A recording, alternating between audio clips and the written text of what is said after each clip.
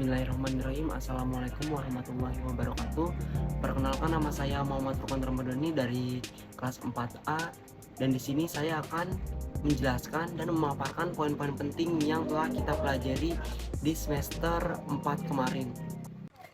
Oke, langsung saja kita langsung masuk ke pemaparan materi. Yang pertama yaitu mengenai tentang materi kata benda. Nah, teman-teman tahu nggak sih di sini definisi kata benda itu apa? Jadi kata benda merupakan kata yang menyatakan segala sesuatu yang dibendakan. Kata benda bisa berupa nama seseorang, nama hewan, tumbuhan, tempat, dan semua hal yang bisa dibendakan. Jenis-jenis kata benda itu ada dua, yaitu ada abstrak dan konkret. Nah, abstrak itu jenis benda yang wujudnya tidak ada secara fisik dan tidak dapat dirasakan.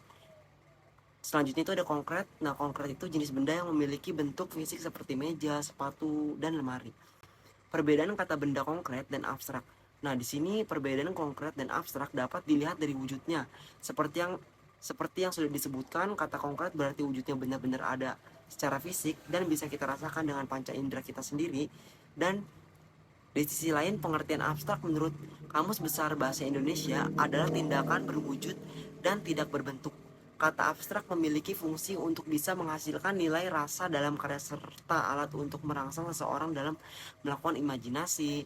Selain itu, kata abstrak juga dibutuhkan untuk menuangkan pikiran dan perasaan seseorang.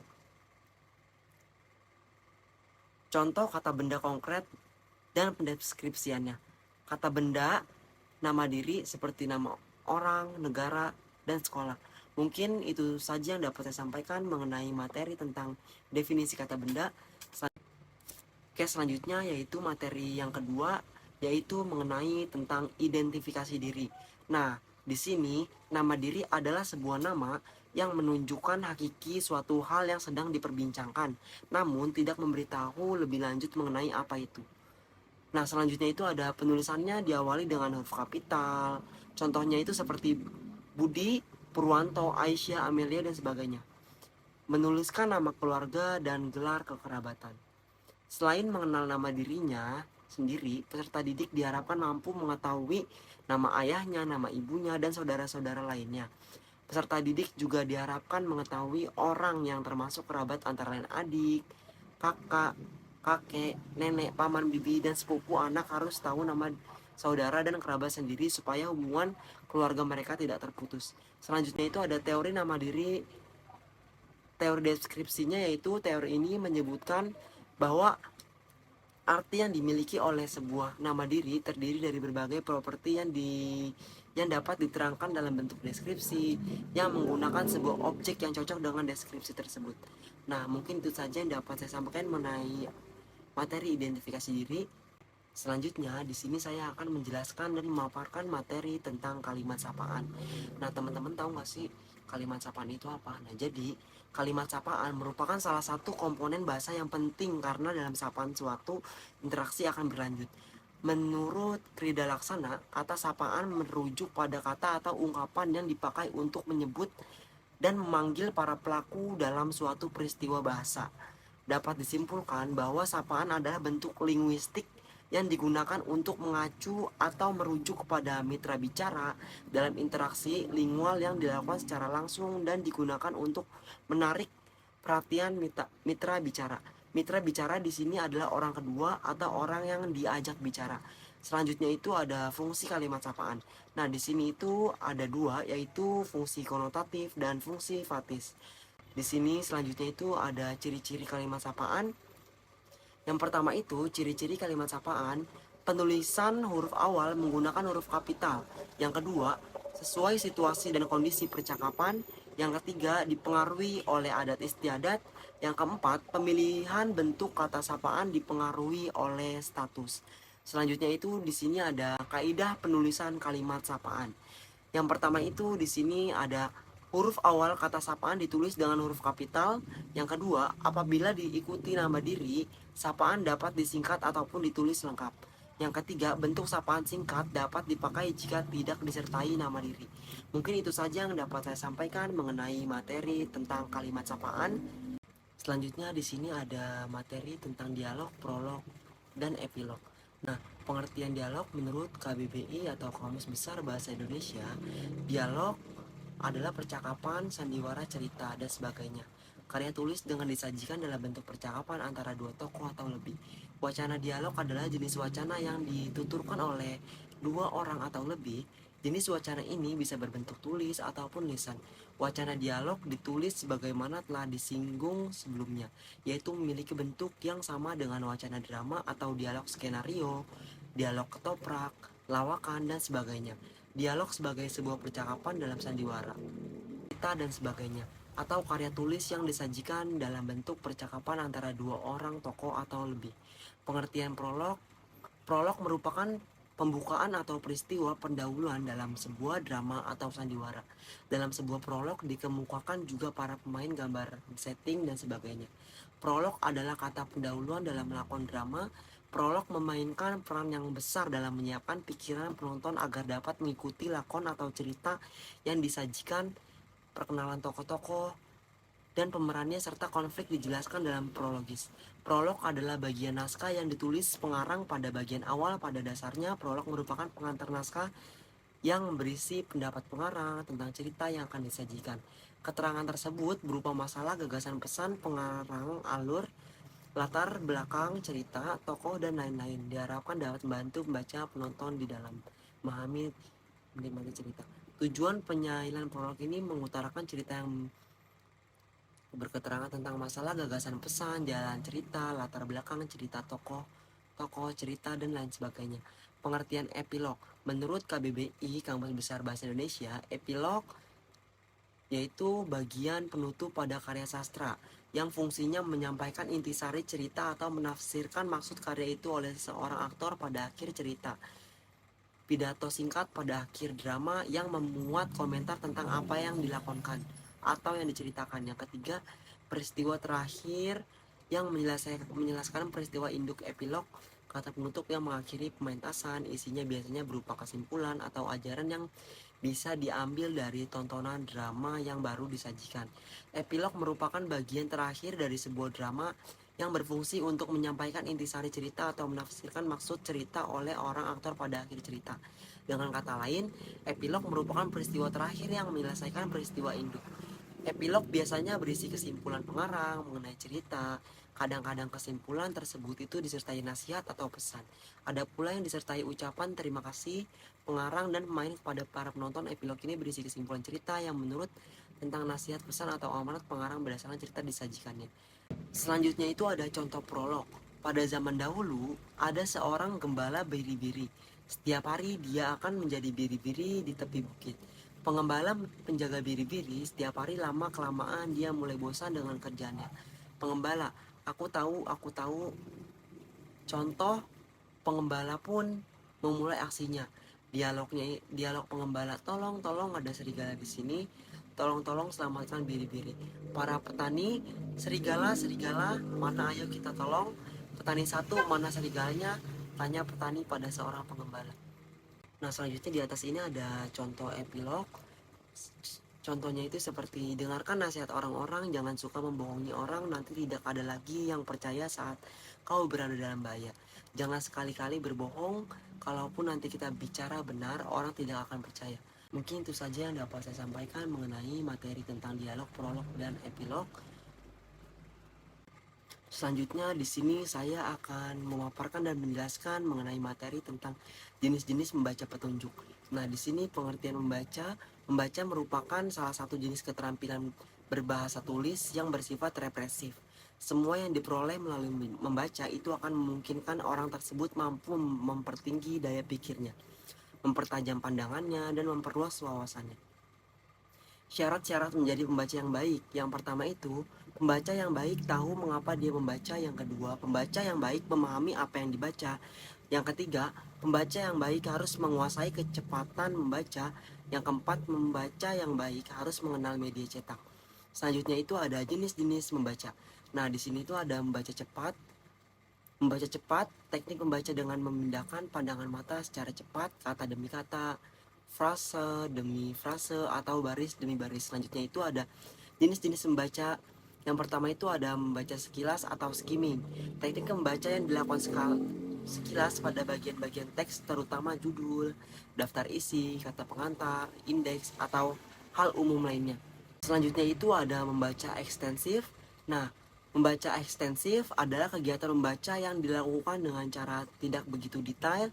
Selanjutnya itu ada membaca nyaring, kegiatan yang dilakukan dengan vokal yang keras dan jelas. Selanjutnya itu ada membaca memindai. Maksud membaca dari memindai itu adalah membaca dengan cermat dan teliti dan dengan memandang bacaannya untuk mengetahui intinya. Selanjutnya itu ada tata cara membaca dengan baik dan benar. Yang pertama, tingkatkan motivasi agar lebih bersemangat dalam membaca. Yang kedua, pastikan posisi membaca kita dalam posisi yang benar. Yang ketiga, konsentrasi. Kebanyakan kita menganggap bahwa konsentrasi adalah pekerjaan berat dan sangat sulit dilakukan. Mungkin itu saja yang dapat saya sampaikan mengenai materi tentang jenis-jenis membaca petunjuk. Selanjutnya di sini saya akan memaparkan materi tentang tata cara membaca puisi dan membaca teks. Nah, teman-teman tahu nggak sih puisi itu apa? Nah, jadi puisi menurut Kamus Besar Bahasa Indonesia atau KBBI, arti kata puisi adalah ragam sastra yang bahasanya terikat oleh irama, matra, rima, serta penyusunan larik dan bait. Nah, selanjutnya itu ada prosa. Prosa menurut Kamus Besar Bahasa Indonesia atau KBBI, arti kata prosa adalah karangan bebas atau tidak terpikat oleh kaidah yang terdapat dalam puisi. Selanjutnya itu ada ciri-ciri puisi. Yang pertama itu ada puisi lama. Puisi lama itu ciri-cirinya yang pertama itu terikat, jumlah baris, rima, dan irama. Yang kedua itu anonim, pengarangnya tidak diketahui. Yang ketiga, gaya bahasanya statis atau tetap dan klis. Dan yang keempat merupakan kesusastraan lisan. Dan yang kelima, isinya fantastis dan insentritas. Selanjutnya itu ada ciri-ciri puisi baru. Yang pertama itu tidak terikat, jumlah baris rima dan irama. Yang kedua, gaya bahasanya dinamis, bisa berubah-ubah. Dan yang ketiga, berkembang secara lisan dan tertulis. Dan yang keempat, isinya tentang kehidupan pada umumnya. Yang kelima, pengarangnya diketahui. Selanjutnya itu ada ciri-ciri prosa. Di sini bentuknya bebas, cara penyajiannya ada bahasa, ada pesan, amanat, urutan peristiwa, tema, atau kejadian, perkembangan, tokoh cerita, pengarang, latar, atau setting. Nah, selanjutnya itu ada hal-hal yang harus diperhatikan dalam membaca puisi agar penampilan menjadi baik. Yang pertama itu, kita harus memahami isi dari puisi tersebut. Yang kedua, memerhatikan oleh vokal. Dan yang ketiga, memerhatikan penghayatan dan penampilan. Selanjutnya di sini saya akan menjelaskan materi tentang menulis tegak bersambung. Nah, di sini pengertian menulis huruf tegak bersambung adalah Febriani tahun 2013 menjelaskan bahwa menulis tegak bersambung merupakan kegiatan merangkaikan huruf demi huruf dengan memperhatikan bentuk huruf tegak bersambung. Selanjutnya itu ada pentingnya bagi anak-anak untuk menulis tegak bersambung. Menulis huruf tegak bersambung merupakan salah satu aspek keterampilan dalam pembelajaran bahasa Indonesia yang harus dikuasai oleh siswa sekolah sejak tingkat dasar. Pada awalnya pasti tidak mudah bagi anak-anak untuk menulis huruf tegak bersambung dengan baik, indah, namun jika dilatih terus-menerus, anak pasti akan semakin terampil. Selanjutnya itu ada cara mengajar anak menulis, merupakan dasar bagi Anda untuk mengenalkan huruf-huruf dan rangkaian kata-kata dalam kalimat. Menulis ternyata bisa membentuk karakter anak karena dalam menulis memerlukan latihan, ketelatenan, konsentrasi, dan kerapian. Ketiga sifat ini secara perlahan akan dimiliki anak apabila ia rajin menulis. Selanjutnya itu ada upaya peningkatan pembelajaran tegak bersambung. Untuk latihan menulis tegak bersambung, biasanya diawali dengan menjiplak huruf yang belum sempurna. Lalu, latihan menulis huruf suku kata, kata pendek, kalimat pendek, hingga kalimat panjang seperti contoh selanjutnya. Anak-anak dilatih menyalin cerita menggunakan huruf tegak bersambung. Selanjutnya itu ada langkah-langkah menulis huruf bersambung. Yang pertama itu, pastikan terlebih dahulu siswa atau anak menguasai huruf cetak. Yang kedua, merangkai titik-titik yang nantinya apabila disambung akan membentuk abjad huruf tegak bersambung. Yang ketiga, memulai menulis dari huruf kecil. Itu mengenalkan bentuk baris serta cara menulis dengan dimulai dan tepi bawah baris ketiga. Yang B itu sebelum menulis siswa harus bisa membedakan huruf mana yang memiliki jambul atau ekor atau tidak memiliki keduanya atau memiliki keduanya. Yang C itu ulangi terus-menerus sampai hafal. Yang keempat itu ada menulis huruf besar. Nah, di sini ada A-nya itu menulis huruf besar juga dimulai dari tepi bawah baris. Ketiga, yang B-nya itu huruf besar ada dua tipe, yaitu tingginya 3 baris dan 5 baris. Ulangi terus-menerus sampai hafal. Yang D-nya itu jika sudah mahir menulis secara per huruf bisa dilanjutkan dengan nulis kata, kemudian kalimat sederhana. Selanjutnya di sini saya akan menjelaskan materi selanjutnya yaitu mengenai tentang ringkasan. Nah, ringkasan adalah penyajian bacaan dalam bentuk singkat dengan mempertahankan urutan isi dan sudut pandang. Dalam ringkasan, keindahan gaya, bahasa, ilustrasi, serta penjelasan-penjelasan yang terperinci dihilangkan dibiarkan tanpa hiasan. Sedangkan sari karangan dibiarkan tanpa hiasan. Selanjutnya itu ada ikhtisar.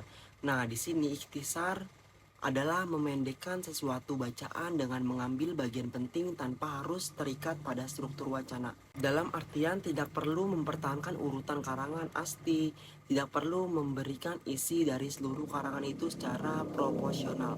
Tujuan membuat ringkasan.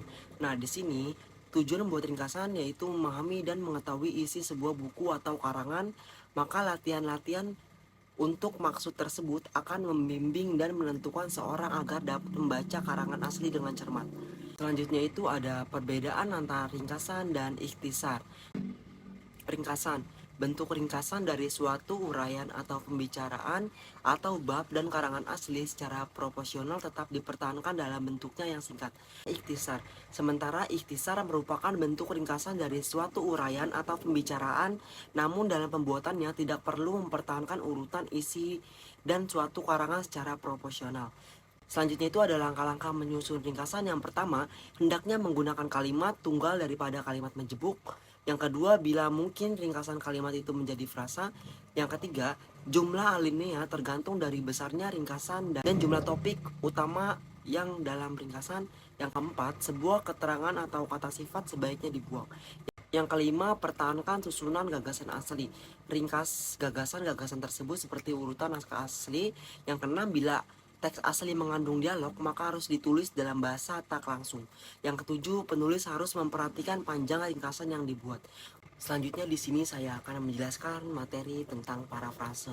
Pengertian parafrase dalam bahasa Inggris yaitu parafrase, dan bahasa Latin yaitu paraphrasis, dan bahasa Yunani itu ada paraphrasein, artinya cara ekspresi tambahan. Parafrase adalah suatu kegiatan memperjelas atau mengalihkan suatu bentuk ke dalam bentuk yang lain tanpa mengubah pengertian asalnya. Ciri-ciri parafrase yang pertama itu bentuk tuturan berbeda, yang B makna tuturan sama, yang C substansi tidak berubah, yang D bahasa atau cara menyampaikannya berbeda. Selanjutnya itu ada unsur parafrase. Yang A, parafrase kalimat, memenggal kalimat menjadi beberapa kata menurut jabatannya. Yang B, parafrase suku kata, memenggal sebuah kata menurut suku katanya. Yang C, parafrase puisi, mengubah bentuk puisi ke bentuk prosa atau narasi. Tujuan parafrase yaitu untuk menyederhanakan pemakaian kata atau kalimat seorang pengarang, sehingga pembaca lebih mudah memahami kandungan makna yang terdapat dalam suatu cipta sastra tersebut. Selanjutnya di sini saya akan menjelaskan materi tentang surat resmi dan surat pribadi. Surat resmi adalah surat yang biasa digunakan untuk kepentingan resmi, baik perseorangan, instansi, maupun organisasi. Informasi dalam komunikasi resmi termasuk dalam format resmi atau baku, efektif, dan jelas. Surat pribadi yaitu surat yang berasal dari seseorang kepada seseorang yang lain atau dari seseorang kepada lembaga perusahaan. Isi surat tersebut bersifat pribadi, perkenalan kekeluargaan, persahabatan, saran, izin, atau pesan. Selanjutnya itu ada macam-macam surat berdasarkan isi dan asalnya atau pengirimannya. Surat pribadi atau surat prive, surat dinas atau surat resmi, dan surat niaga. Keamanan isinya: surat biasa, surat konfidensial atau terbatas, surat rahasia, dan surat yang sangat rahasia. Wujudnya dikenal bentuk-bentuk surat: kartu pos, warkat, pos surat, bersampul, telegram, nota, dan memo. Kan maksud dan tujuannya: surat pemberitahuan, surat perintah atau surat tugas, surat permintaan atau permohonan, surat teguran, dan sebagainya. Urgensi penyelesaiannya. Surat biasa, surat segera, dan surat-surat amat segera kilat. Tata cara menulis surat yang pertama itu tetapkan dahulu maksud surat, yaitu yang hendak diberitahukan, ditanyakan, diminta, dikemukakan, dan lain-lain kepada penerima surat. Yang kedua, tetapkan urutan tentang apa yang dimaksud pada bagian surat. Yang ketiga, selesaikan pokok persoalan itu satu persatu secara teratur dengan menggunakan ungkapan yang sangat dan mudah ditangkap. Yang keempat, hindarkan sejauh mungkin penggunaan singkatan kata atau akronim, lebih singkatan ciptaan sendiri. Yang kelima, perhatikan bentuk surat, penulisan bagian-bagiannya menurut ketentuan yang berlaku. Yang keenam, perhatikan penulisan ejaan dan penggunaan tanda baca pada bagian surat. Untuk kalimat menurut kaidah ejaan bahasa Indonesia yang disempurnakan. Selanjutnya itu ada bagian-bagian surat resmi.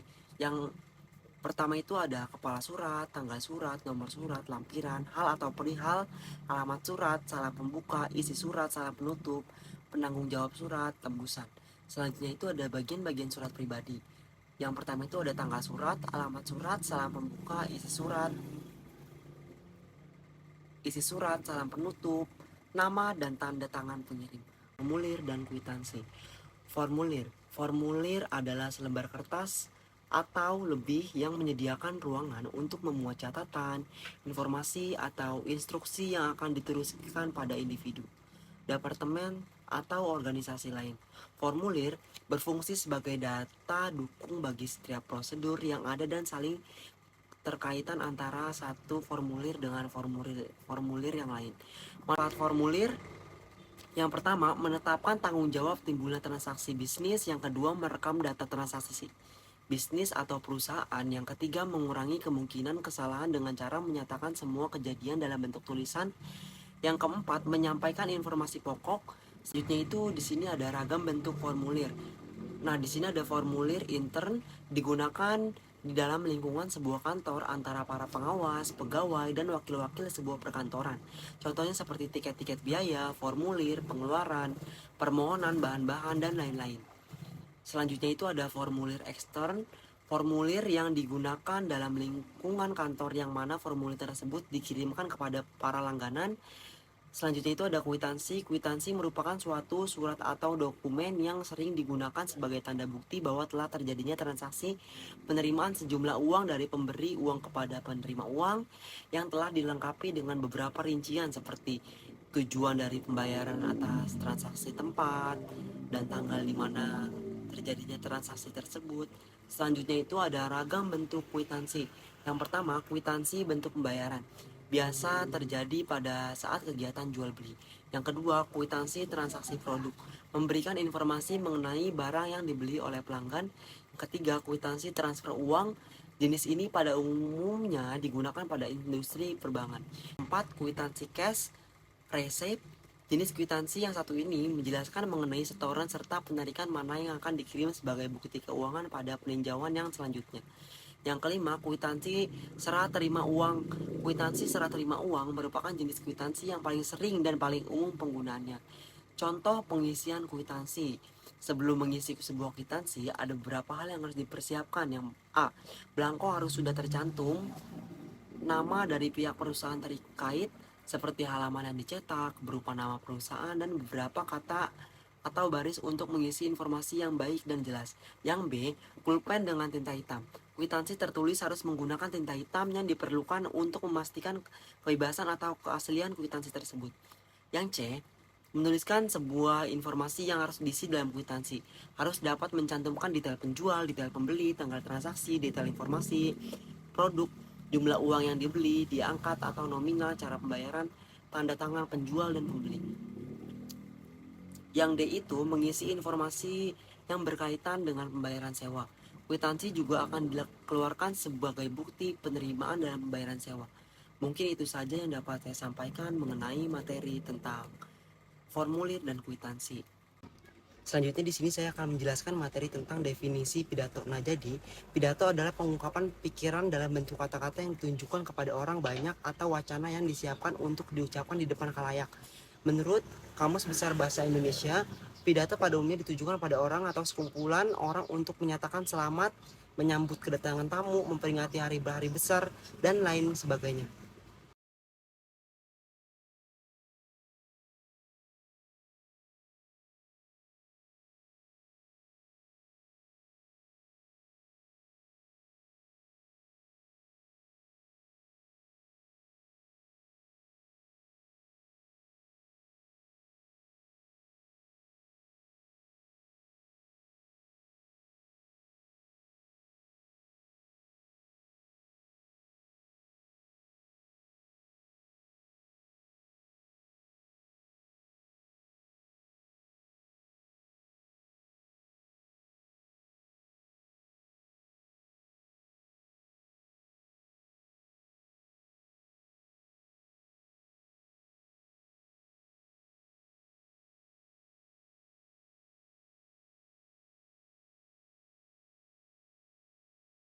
Selanjutnya itu di sini ada langkah-langkah untuk menulis pidato. Nah, di sini yang pertama itu ada menentukan topik teks pidato, yang kedua mengidentifikasi si pendengar atau pembaca teks pidato, yang ketiga menentukan tujuan pidato, yang keempat membuat kerangka pidato, yang kelima mengembangkan ide pokok, yang keenam menyunting teks pidato, yang ketujuh mempublikasikan teks pidato dalam bentuk tulisan atau secara lisan. Mungkin itu saja yang dapat saya sampaikan mengenai materi tentang pidato. Mungkin itu saja yang dapat saya sampaikan mengenai pemaparan materi yang telah kita pelajari pada semester 4 kemarin. Kurang lebihnya mohon maaf.